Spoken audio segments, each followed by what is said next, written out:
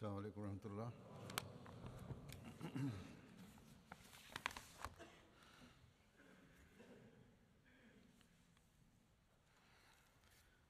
أشهد أن لا إله إلا الله وحده لا شريك له وأشهد أن محمدا عبده ورسوله أما بعد فأعوذ بالله من الشيطان الرجيم بسم الله الرحمن الرحيم الحمد لله رب العالمين الرحمن الرحيم مالك يوم الدين إياك نعبد وإياك نستعين اهدنا الصراط المستقيم صراط الذين أنعمت عليهم غير المغضوب عليهم ولا الضالين.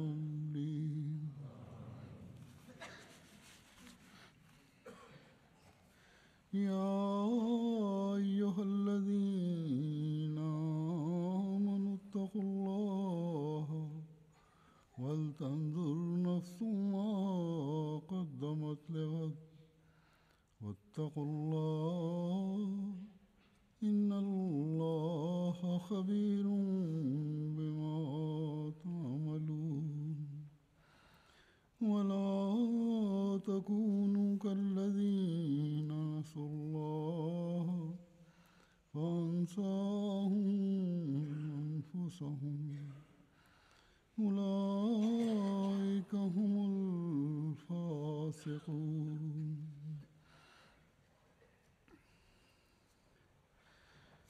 ये सूरह हशर की दो आयात हैं. C'étaient deux versets de la sourate Al-Hashr. La traduction de ces deux versets est comme suit. Ô vous qui croyez, craignez Allah et que chaque âme s'occupe de ce qu'elle envoie en avant pour le lendemain. Et craignez Allah. En vérité, Allah est très conscient de ce que vous faites.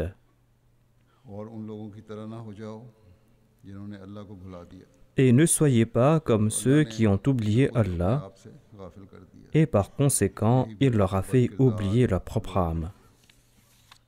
Ce sont eux qui sont les rebelles. L'on constate que l'on n'évite pas les péchés et les maux parce qu'on considère que la racine de ces péchés et de ces maux sont insignifiants.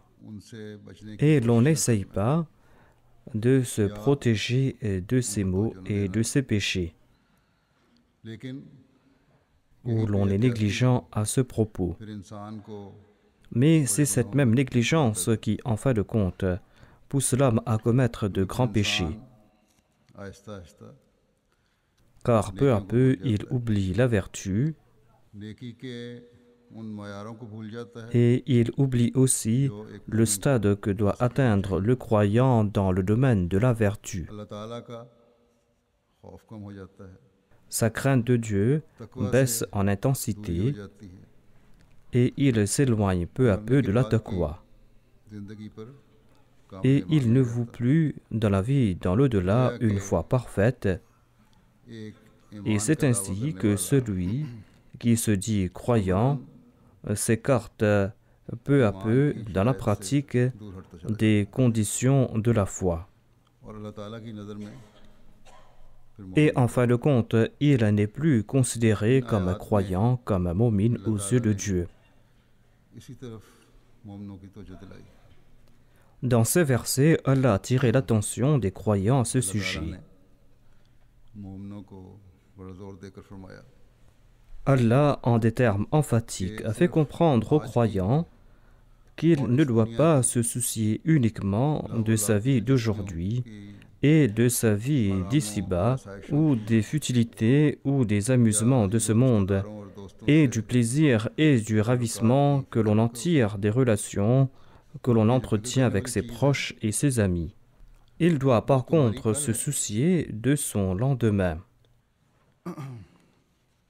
तुम्हारा अल्लाह ताला पर ईमान का मयार Sa priorité doit être la norme de sa foi en Dieu तकवा इख्तियार et l'acquisition de la taqwa. तरजीह और फिक्र होनी चाहिए Voilà sa priorité, voilà les choses à propos desquelles il doit se faire du souci. Les intérêts centraux de sa pensée doivent être sa vie après la mort, ainsi que sa rétribution. और अगर ये होगा तो तभी S'il va agir ainsi, c'est là qu'il pourra entamer de réels progrès d'ordre moral et éthique. अखलाक नहीं होंगे बल्कि Et ces valeurs morales ne seront pas superficielles, मकसूद mais auront pour objectif l'acquisition du plaisir divin. तुम्हारी रूहानी तरक्की और ये दावा Votre progrès spirituel कि मैं मोमिन et votre déclaration de foi seront réels quand vous allez vous soucier de votre lendemain. तुम्हारा यकीनी बेगर्ज और सच्चाई पर मबनी Votre abnégation réelle et votre foi sincère en Dieu seront authentiques aux yeux de Dieu ताला की नज़र में quand, tout en vous souciant de votre lendemain, vous allez aussi vous évertuer à acquérir le plaisir de Dieu. के हसूल की कोशिश करोगे Votre abnégation sera réelle et votre foi sera sincère lorsque vous allez essayer de suivre ses ordres. इस बारे में फरमाते हैं यानी जो पहली आयत मैंने Dans son commentaire sur le premier verset que j'ai cité, le Messie premier l'Islam déclare « Ô croyants, craignez Allah तुम में से देखता रहे कि मैंने et que chacun d'entre vous se soucie des biens qu'il a préparés pour la vie dans l'au-delà, अखीर और अलीम है et qu'il craigne Dieu, celui qui est omniscient, celui qui connaît vos actions, celui qui regarde vos actions. रखने वाला है C'est-à-dire qu'il vous connaît très bien et il vous scrute de très près. C'est pour cette raison qu'il rejettera vos actions fallacieuses. इस हुक्म को Ainsi, il nous incombe à nous tous de mener une profonde réflexion कोशिश से et de faire des efforts pour comprendre cet ordre divin, कि अल्लाह ताला का तकवा इख्तियार करते हुए cet ordre divin qui nous demande d'adopter la taqwa tout en examinant nos actions. जो Nous devrons être vigilants quant à ces actions qui embelliront notre lendemain. जो हमारे दिलों की पताल तक पर नजर रखने वाला है Allah est celui qui connaît les coins et les moindres coins de nos cœurs, उसको et il connaît tout à propos de nous, बातों से धोखा et nous ne pouvons pas le tromper par ses propos जैसा superficiels. कि हज़रत मसीह अलैहिस्सलाम ने फरमाया Car tout comme l'a dit le Messie premier l'Islam, तमीज़ करता है Allah sait très bien distinguer le fourbe de celui qui est loyal.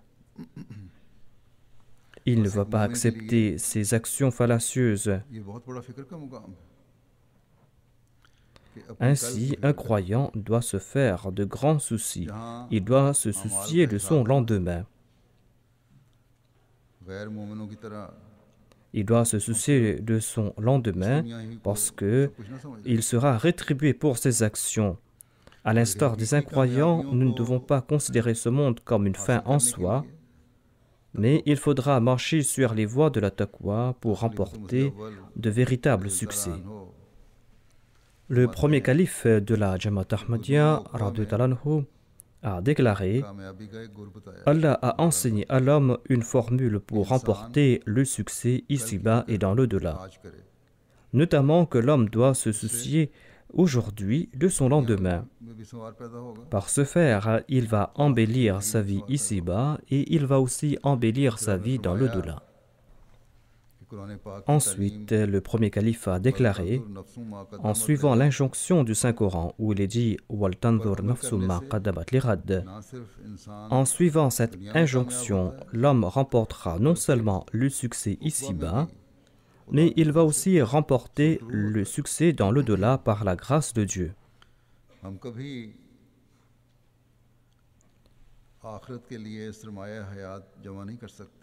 Nous ne pourrons pas amasser le capital de la vie de l'au-delà tant que nous n'allons pas nous préparer aujourd'hui pour cette demeure éternelle.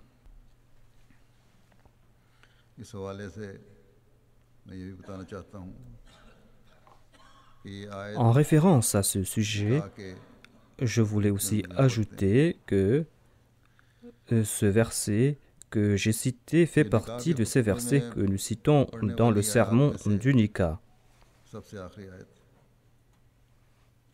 Et ce verset est le dernier verset de ces versets que nous citons lors du sermon du Nika. Dans ces versets, Allah attire notre attention vers différents thèmes qui concernent la vie et il nous demande aussi de respecter nos liens de parenté. Il nous demande d'assumer les responsabilités qui vont accompagner cette relation naissante. Il nous demande de nous cramponner à la vérité, car la vérité est un moyen pour accomplir de bonnes œuvres et pour respecter les liens de parenté. Il nous demande de respecter les injonctions d'Allah et de son prophète, sallallahu alayhi wa sallam, car en cela réside notre succès. Et dans ces versets, il nous explique que si nous nous soucions de notre lendemain, eh bien, dans ce cas, l'on va aussi respecter les commandements d'Allah et de son prophète.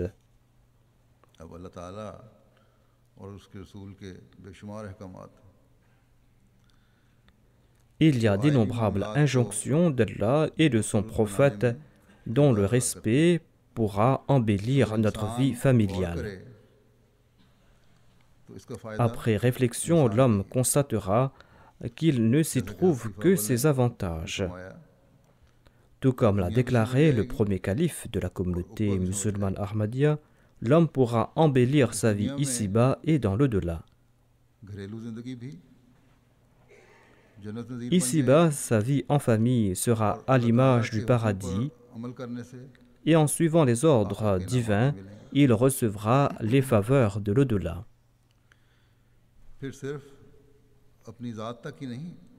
De plus, cela ne se limite pas à sa personne. En suivant ses conseils, ses enfants aussi marcheront sur les voies de la vertu.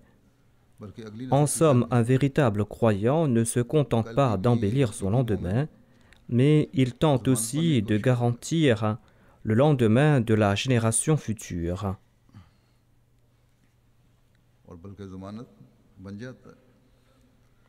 Au contraire, il devient le garant du futur de la prochaine génération. Et en général, la génération future marchera sur la voie de la vertu. Ainsi, si ces familles qui détruisent la paix de leur foyer pour des broutilles, si les membres de ces familles réfléchissaient sur les commandements de Dieu, et s'ils appliquaient ces commandements de Dieu, eh bien, non seulement vont-ils garantir la paix de leur cellule familiale, mais ils pourront aussi garantir la moralité, l'éducation morale et la spiritualité de leurs enfants. Et ils les guideront vers les voies de la taqwa, et par ce faire, ils pourront aussi embellir leur vie.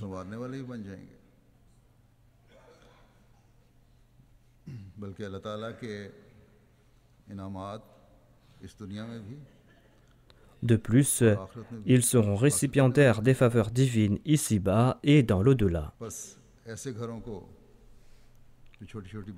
Ainsi, ces familles qui s'invitent la destruction pour des broutilles, en raison de l'attrait de ce monde, eh bien, les membres de ces familles doivent réfléchir.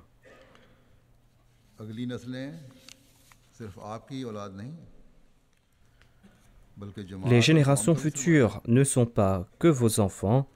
Les générations futures sont aussi le capital de la Jamaat et de la nation.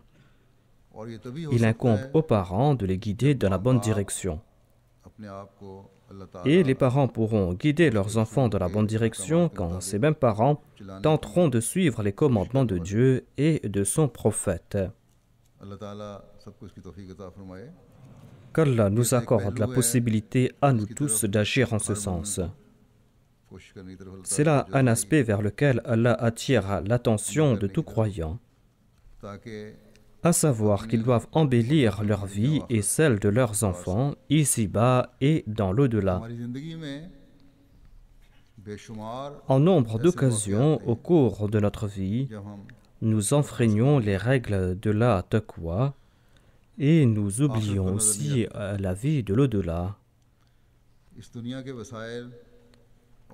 Voilà ce qui se passe lorsque nous nous consacrons corps et âme aux moyens de ce monde et à ses exigences.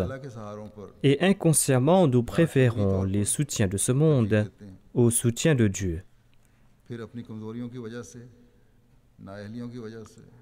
Et en raison de nos faiblesses, en raison de nos inaptitudes, en raison de nos paresses,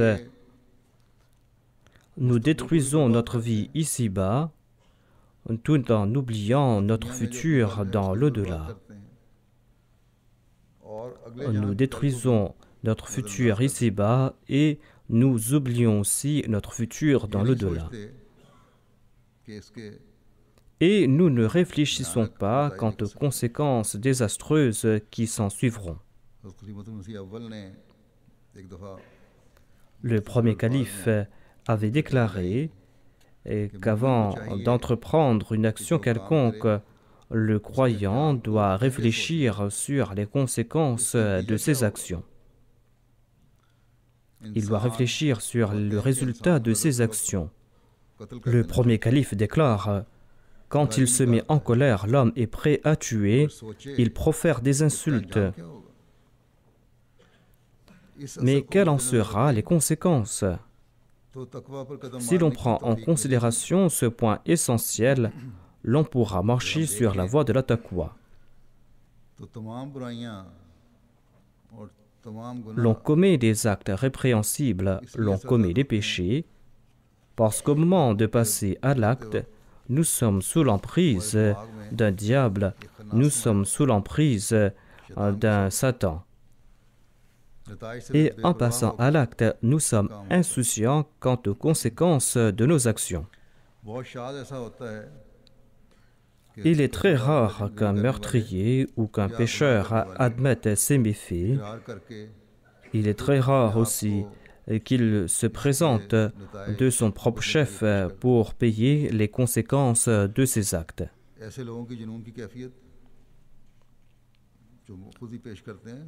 Ceux qui se présentent de leur propre chef vivent dans un état de folie permanente. Sinon, ceux qui sont doués de discernement tentent, quant à eux, d'éviter les peines après être sortis de leur état de folie. Je ne parle pas ici des criminels de carrière qui tombent dans une autre catégorie. Ici, Allah ne parle pas de ceux qui sont habitués à commettre des délits ou ceux qui sont frappés de démence. Il parle ici des croyants, de ceux qui se disent croyants, affirmant qu'une de leurs distinctions est qu'ils se soucient de leur lendemain. Le premier calife radhiyallahu anhu nous explique aussi comment discerner les conséquences de ses actes ou comment voir le futur.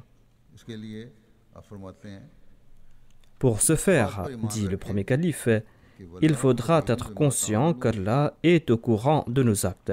Tout comme il est dit, Wallahu khabirum bima ta'maloun.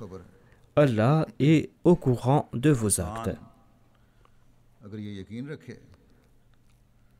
Si l'on est sûr et certain qu'il y a un souverain qui est omniscient et qui est tout conscient et qu'il est au courant de tous mes faits, et qu'il est au courant de toute fourberie, de toute perfidie, de toute paresse, de toute indolence, et que ce souverain a aussi le pouvoir de le punir, eh bien, c'est dans ce cas qu'il pourra se prémunir de ses méfaits.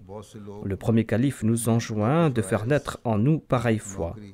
Nombre de personnes font preuve de paresse dans l'exercice de leur responsabilité, dans leur profession, dans leur métier. Le salaire de celui qui agit ainsi n'est point licite, n'est point halal.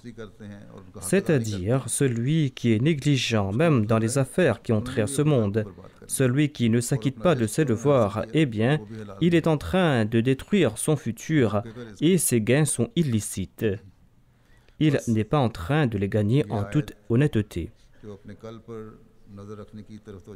Ainsi, il y a ce verset qui nous demande de nous soucier de notre lendemain. C'est un verset qui a des sens très larges. Et ce verset attrape la main du croyant à chaque pas et l'empêche de commettre les moindres péchés.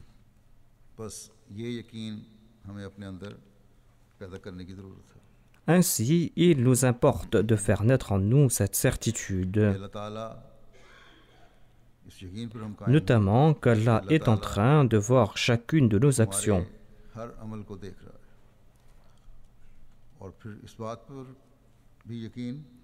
Nous devons aussi être certains qu'il déteste toute fourberie de notre part, il déteste toute fraude que nous pouvons considérer insignifiant pour un profit modique. Il déteste aussi toute paresse. Il déteste aussi l'action de certains qui ne complètent pas en toute connaissance de cause la tâche stipulée dans leur contrat avec l'intention de mettre de la pression sur autrui pour se faire un peu plus de profit. Étant donné que ces méfaits déplaisent à Dieu, eh bien, il punira certainement ceux qui en sont coupables, tout comme l'a dit le premier calife.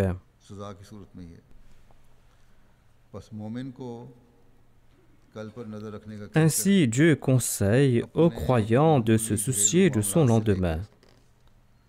Et par ce faire, il lui recommande de respecter les exigences de la taqwa, tant au niveau familial, tant au sein de la société, dans ses affaires et dans ses relations internationales. Et quant à celui qui ne va pas respecter les exigences de la taqwa, eh bien qu'il se souvienne qu'il tombera sous le coup du châtiment divin. Que l'on ne s'imagine pas que les affaires de ce monde n'ont aucune relation avec la foi, avec la religion. Le croyant a reçu l'ordre de marcher sur les voies de la taqwa, et la taqwa exige de respecter les injonctions divines dans toute œuvre que nous accomplissons, que cela concerne la foi ou que cela concerne le monde. L'homme considère qu'il est essentiel d'éviter les malheurs qu'entraînent les pertes matérielles. Il croit qu'il est essentiel pour lui d'avoir des gains financiers, quelle que soit la méthode qu'il doit suivre, qu'il doit adopter. Sachez cependant que tout profit qui découle d'une pratique frauduleuse nous éloignera de la foi, nous éloignera de la religion. Et ces questions d'ordre pécuniaire se transforment en épreuves ayant trait à la foi. Et peu à peu, tout comme je l'ai dit auparavant, l'on va s'éloigner de la foi et l'on va s'éloigner de Dieu. Ceci étant, le croyant doit à tout instant se rappeler que les malheurs qui frappent sa vie spirituelle sont beaucoup plus graves que ces malheurs qui affectent sa vie temporelle. Car les malheurs qui frappent sa spiritualité détruisent à la fois sa vie ici-bas, sur terre, et sa vie dans l'au-delà. Nous devons juger les sentiments de nos cœurs à la lumière de ces conseils et avoir en tête les conséquences de chacune de nos actions, tout simplement parce qu'Allah voit chacune de nos actions. Quand le croyant sera animé de ces sentiments, c'est là qu'il sera considéré comme un véritable croyant. Et c'est là qu'il va marcher dans cette direction. Pour connaître la norme à atteindre, il ne sera pas nécessaire de se référer ou de dépendre de quelque formulaire de rapport de la Jamaat ou d'une organisation auxiliaire. Toute personne est à même de juger s'il est conscient que Dieu est en train de le voir d'entreprendre une action quelconque.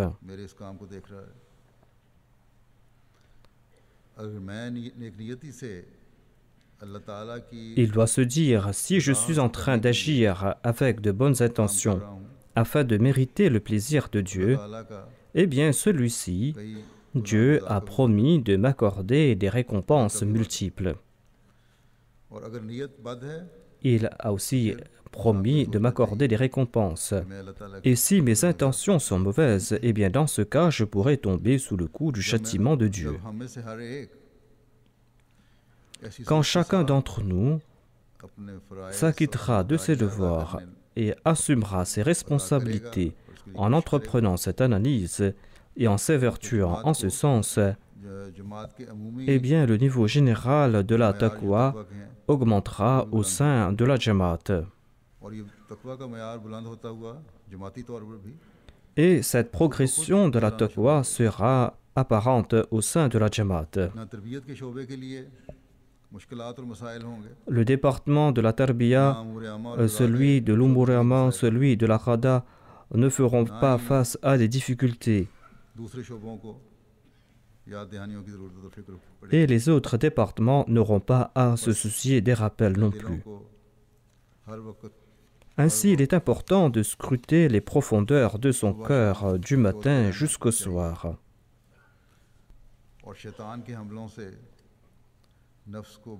Et on doit aussi prendre des mesures extrêmes afin de protéger son âme des assauts de Satan. C'est Satan qui est la cause de notre oubli. C'est Satan qui nous fait oublier Dieu. C'est Satan, encore une fois, qui nous fait oublier notre lendemain.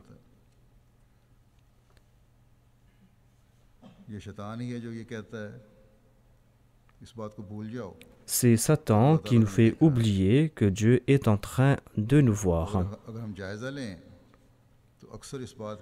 Si nous nous analysons, nous constaterons que la majorité d'entre nous oublie que Dieu voit nos œuvres et nous constaterons que la majorité d'entre nous négligeons les conséquences de ces œuvres. Il en est ainsi parce que Satan coule dans les veines de l'homme, tout comme a déclaré le saint prophète Mohammed sallallahu alayhi wa sallam. Nombre de maladies nuisent à l'homme, tout simplement parce que l'homme a été infecté et parce que cette infection coule dans ses veines. Et la maladie s'aggrave peu à peu et s'attaque au corps tout entier en fin de compte. L'homme ignore au début qu'il a attrapé une maladie. Celui qui est très prudent pourra se rendre chez le médecin immédiatement après la moindre indisposition. Mais durant les premières phases de la maladie, certains médecins ignorent que cette maladie coule dans le sang de cette personne. Ces infections sont transmises dans l'atmosphère. Il y a dans l'air des pathogènes, l'on se transmet des maladies.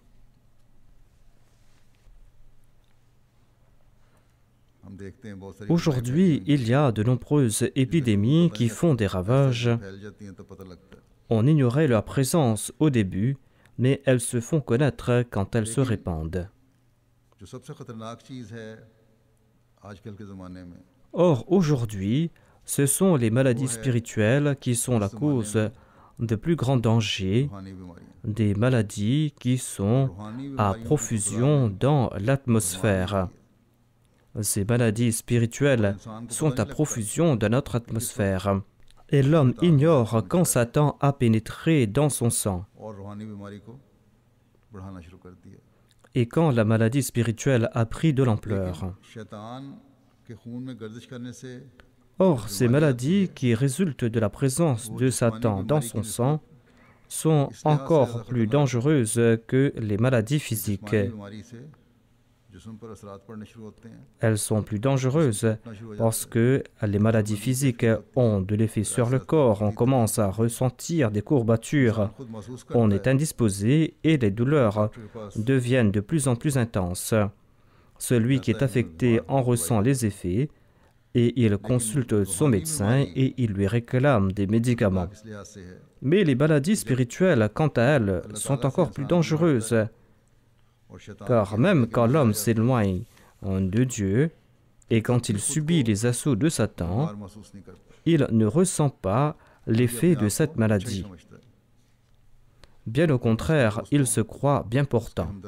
Mais ses amis et ceux qui lui souhaitent du bien sont conscients de sa maladie. Ils savent qu'il est malade et ils essayent de le corriger.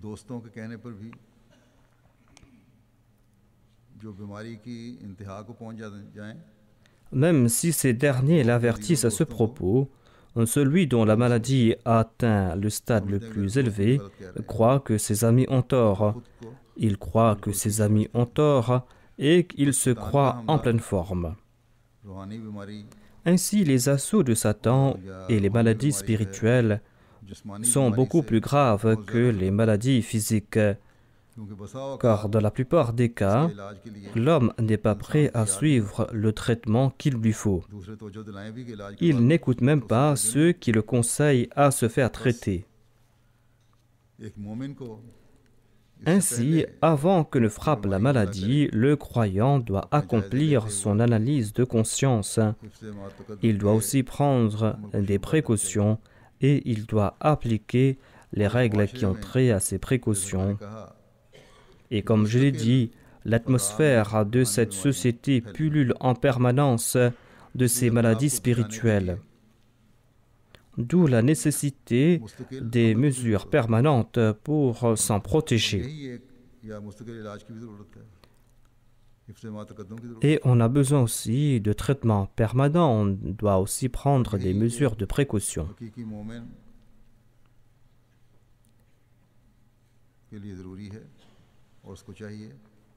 Cela est essentiel pour un véritable croyant et il doit toujours faire des efforts en ce sens. Le croyant n'oublie jamais la crainte de Dieu et il doit en être ainsi.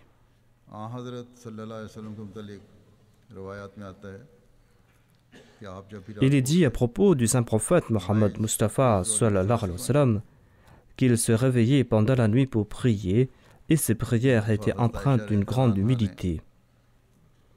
Voyant cet état, une fois Hadrat Aïcha radhiyallahu anha lui a demandé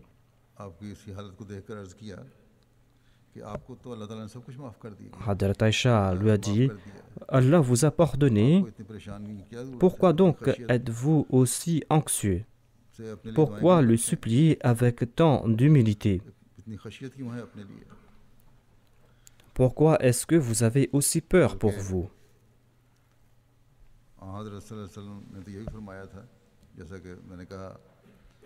Comme je l'ai dit, le saint prophète Mohammed Mustafa sallallahu alayhi wa sallam disait que Satan coule dans les veines de l'homme et il avait dit que son Satan à lui est devenu musulman. C'est-à-dire qu'aucune maladie spirituelle ne pourra l'atteindre.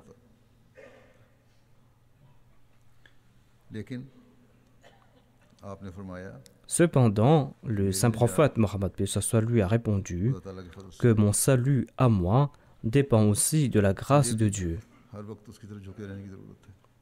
Je dois moi aussi à tout instant me prosterner devant lui.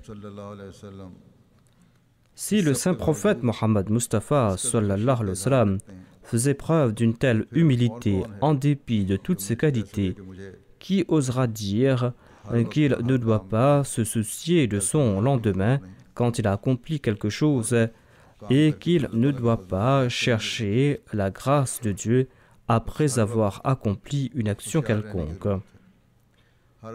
Ainsi, il est important d'être constamment vigilant. Il est important de marcher sur la voie de la taqwa à tout instant et d'analyser ses œuvres en toute situation. Il est important d'implorer constamment la miséricorde de Dieu. Il est important de réfléchir à tout instant sur les mesures à prendre pour protéger sa foi. Et dans le verset suivant que j'ai cité, Allah nous recommande de ne pas être de ceux qui ont oublié Allah et en conséquent, Allah leur a fait oublier leur propre âme. J'ai cité l'exemple de ceux qui sont malades spirituellement, mais qui ne se considèrent pas malades. Au contraire, quand leur bienfaiteur tente de les traiter, eh bien, ces malades spirituels considèrent ces bienfaiteurs comme des souffrants, comme des démons. Ainsi, cette maladie spirituelle les pousse à négliger entièrement l'état de leur âme. Et ce qui en résultera ne sera rien d'autre que la destruction.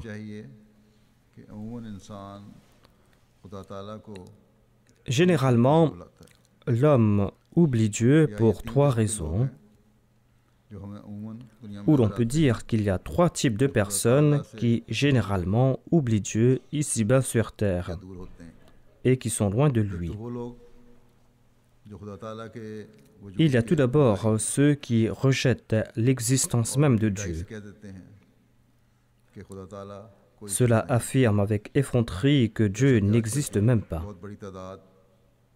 Nombre de ceux qui se croient érudits aujourd'hui entretiennent pareille idée et ils sont fiers de leur savoir. À travers les médias, à travers Internet et par différents moyens, ils empoisonnent les esprits des jeunes, de ceux qui sont sans expérience. La deuxième catégorie concerne ceux qui ne croient pas sincèrement en Dieu, en un Dieu qui est tout-puissant, un Dieu devant qui ils devront se présenter un jour et devant qui ils vont devoir répondre de leurs actes. En dépit du fait qu'ils acceptent l'existence d'un seul Dieu qui a créé le monde, ils acceptent que Dieu existe et que Dieu gère tout ce système qu'il a mis en place. En dépit de cette acceptation, ils ne suivent pas les directives de ce Dieu. La troisième catégorie de personnes concerne ceux qui se sont empêtrés à tel point dans les choses de ce monde qu'ils ont oublié Dieu. Quand ils se souviennent de lui, c'est là qu'ils accomplissent la prière et ils le supplient, mais ils ne sont pas réguliers dans leur prière. Ils oublient que Dieu a rendu les 5 prières obligatoires à un croyant. En tout cas, il est évident que celui qui a oublié Dieu atteint le stade qui le mène à la décadence morale et à la déchéance spirituelle.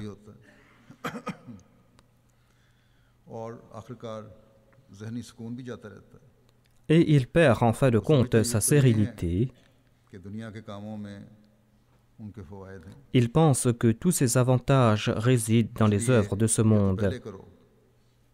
Et c'est pour cette raison qu'il accorde priorité aux œuvres de ce monde. Et il se dit qu'il va s'acquitter de ses devoirs envers Dieu plus tard, car les avantages de ce monde apportent un confort et une aisance immédiate. Mais Allah fait oublier ces personnes leur propre âme. Il leur fait négliger leur âme. فَأَنْسَهُمْ أَنفُسَهُمْ. Allah leur fait négliger leur âme. Et pareils gens ne trouvent jamais la paix de l'esprit. Allah déclare que vous serez dans la catégorie des croyants quand vous allez faire naître en vous la taqwa, quand vous aurez la certitude en la personne de Dieu, quand vous allez porter foi en son unicité et quand vous serez convaincu à ce propos. Quand vous allez possédez toutes ces qualités, vous allez devoir mener une vie conforme aux ordres de Dieu. Et pour ce faire, vous devrez être conscient de la finalité de toute œuvre que vous allez accomplir et vous devez avoir la ferme conviction que Dieu voit chacune de vos actions. Quand l'homme est animé de pareils sentiments, eh bien, sa manière d'agir change complètement. Et il comprend que Dieu est en train de lui conférer sa grâce pour cette raison. Je me souviens que lors de ma tournée au Kenya, j'ai rencontré là-bas un ancien homme politique lors d'une réception. Cet homme politique me raconta qu'il avait rencontré le 4e calife, rahimahullah ta'ala. Et il m'a dit que le 4e calife m'a donné un conseil qui m'a été d'un grand avantage. Ce conseil était que, avant d'accomplir quoi que ce soit, tu dois te dire qu'Allah est en train de me voir et qu'Allah a en sa possession le compte-rendu de toutes mes actions. Je ne me souviens pas si c'était un chrétien ou un musulman, il est fort probable qu'il s'agissait d'un chrétien. Si lui a pu profiter de ce conseil, un véritable croyant à qui Dieu a enjoint le même conseil avec vigueur doit certainement pouvoir profiter davantage de ce conseil, à savoir qu'il doit prendre en considération la finalité de ses actions et doit être conscient que Dieu est omniscient et tout-puissant et qu'il est en train de voir chacune de ses actions.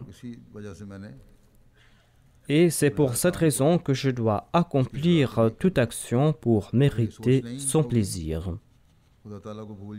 Si je ne suis pas animé de ces sentiments, eh bien dans ce cas, je vais oublier Dieu et Dieu déclare que je vais tomber dans la catégorie des fasiques, des rebelles.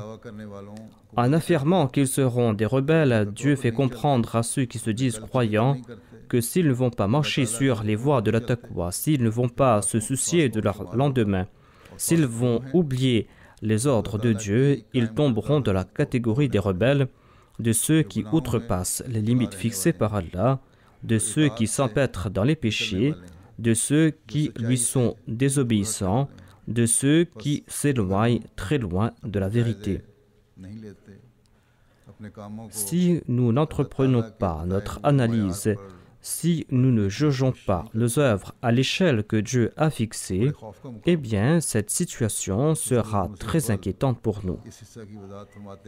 En expliquant cette dernière partie, le premier calife de la communauté Ahmadiyya déclare « Ne soyez pas de ceux à propos de qui il est dit qu'ils ont oublié Allah et par conséquent il leur a fait oublier leur propre âme.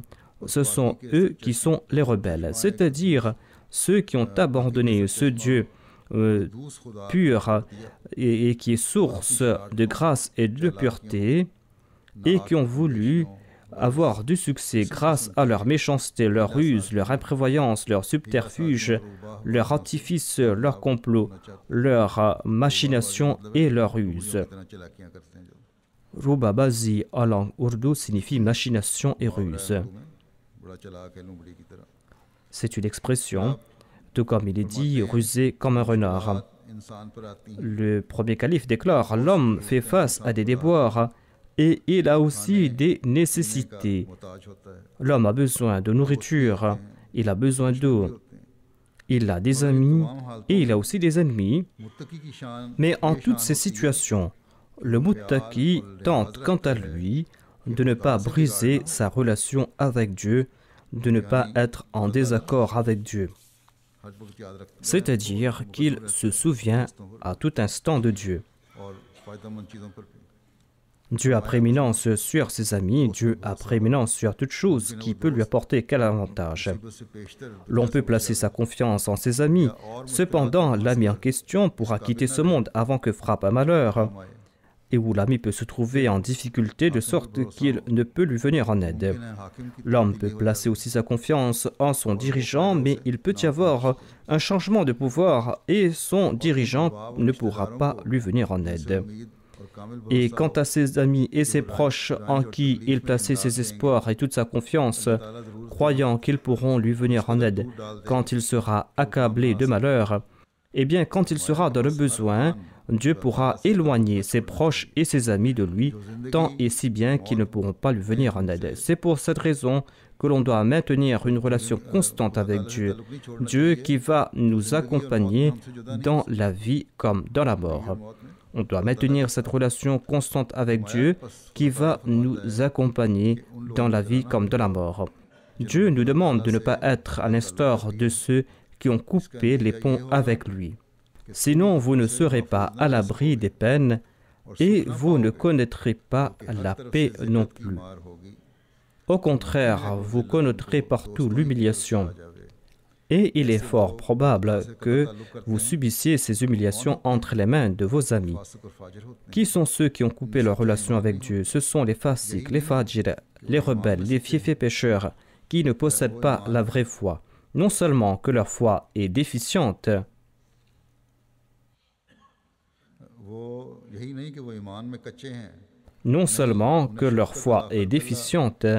mais ils n'ont pas non plus de sympathie à l'égard de l'humanité. Et ils ne s'acquittent pas de leur devoir envers Dieu, ils ne s'acquittent pas de leur devoir envers autrui. Chacun d'entre nous doit s'efforcer de conformer ses œuvres au commandement de Dieu et de contempler son lendemain au lieu de contempler ses avantages temporaires. Qu'Allah nous en accorde la possibilité à nous tous. Amin.